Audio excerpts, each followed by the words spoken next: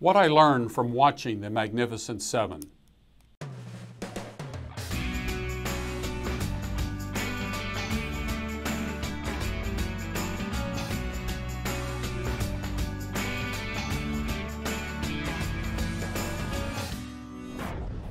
I've been watching a very, very well done video, a campaign video by Rick Barber, he's running in a July Republican nomination for an Alabama congressional seat.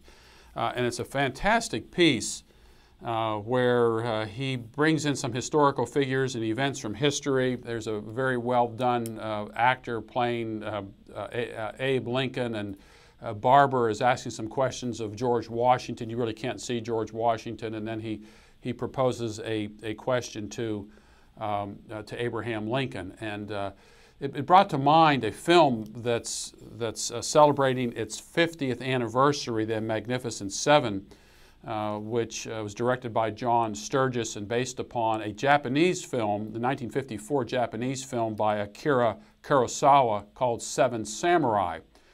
And this 1960 Western depiction of that stars Yul Brynner and Steve McQueen, Robert Vaughn, Charles Bronson, James Coburn.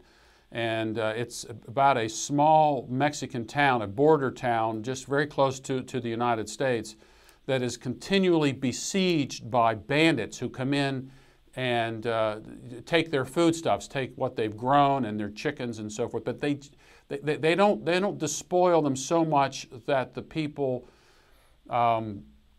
lose the ability to live and to make a living. They leave them just enough, and then they come back sometime later on as the crops regrow and the chickens get big again, and they just keep doing this. Well, these farmers finally get fed up, and they decide to go across into the United States to, as the kind of the wise man, the elder of the community says, you need to go get guns.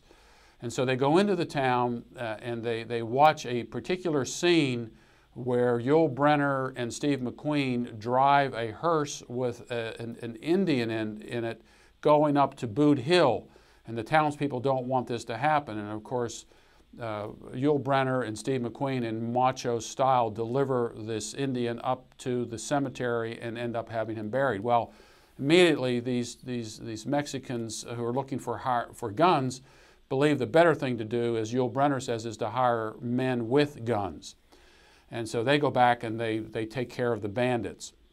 Well, there's an aspect of this that reminds me very much of an article that appeared in the Atlanta Journal-Constitution on Wednesday, June 30th by Ruth Marcus, who writes for the Washington Post. And she doesn't like Rick Barber's campaign video, especially this one with Abraham Lincoln. And here's what she says. And now these images appear in a campaign video in which Barber inveighs against taxation and has an imaginary conversation with Abe Lincoln. Hey, Abe, if someone's, this is what Barber says to this actor playing Abraham Lincoln. Hey, Abe, if someone's forced to work for months to pay taxes so a total stranger can get a free meal, medical procedure, or a bailout, what's that called? What's it called when one man is forced to work for another? Then extreme close-up of Lincoln impersonator who solemnly intones slavery. Now, Ruth Marcus doesn't like this because, and why is that? She says, the taxes over which Barber is ready to revolt are the product of a democratic system approved by a majority of elected lawmakers. The system that could produce a Congressman Barber if he somehow wins the runoff against Montgomery Councilwoman Martha Roby to face incumbent first-term Democrat Bobby Bright, who won in 2008 by just 1,766 votes. And she says, wait, he says, this tax system that we have today isn't a big deal here. It's not the issue because people voted for these particular congressmen to extract tax money from people and to give it to other people. This is democracy at work here. So I thought about the Magnificent Seven.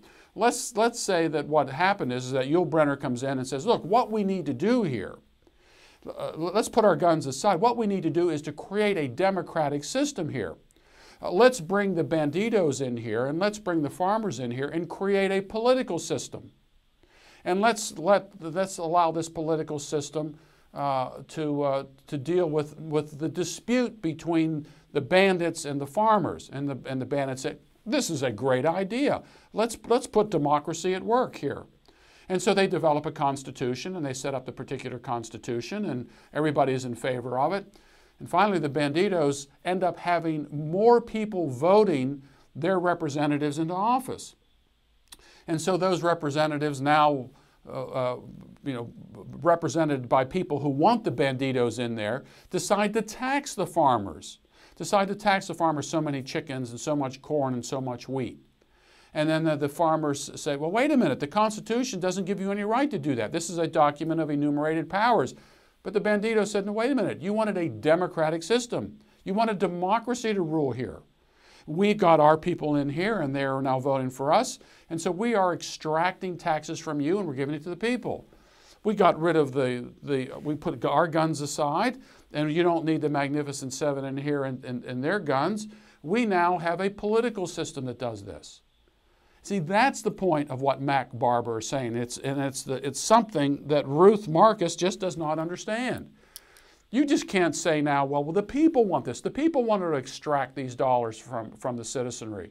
They want to take money from you and to give it to somebody else, basically themselves.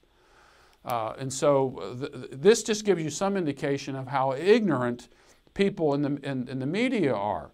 I mean, here's somebody working for the Washington Post, highly educated, I'm sure, but knows nothing about our constitutional system, about how it's a document of enumerated powers, knows nothing about how our founders understood democracy.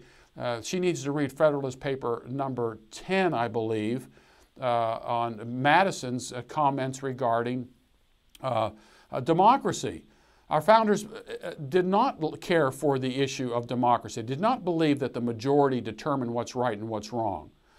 This is why while there are democratic elements in our Constitution, we are not a pure democracy. In fact, there was a point in time when where the general electorate didn't even vote for the senators. The senators were, in fact, represented the states. There was not a popular vote for the senators. This was all changed in the Constitution.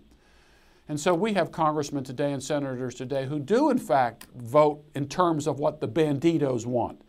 There are people out there who want their congressmen, their senators, to take money from one group of citizens and to give it to another group of citizens, and they call this constitutional. It is not constitutional. It's a violation of the Constitution of the United States, the Constitution that these congressmen took an oath to uphold. There is nothing in the Constitution that gives power to this, either to the citizenry or to the representatives, to take money from one group of citizens and give it to another group of citizens.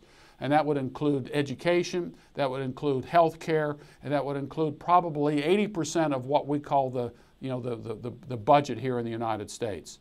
So if you want to kind of get a perspective of where we are politically in our day, rent Magnificent Seven, put it in a more contemporary context, and see if you can identify who the banditos are today, and give you a better perspective of where we are today in our political system, and how the media is oblivious to not only the currents of history, to constitutional principles, but to the basic elements of economics.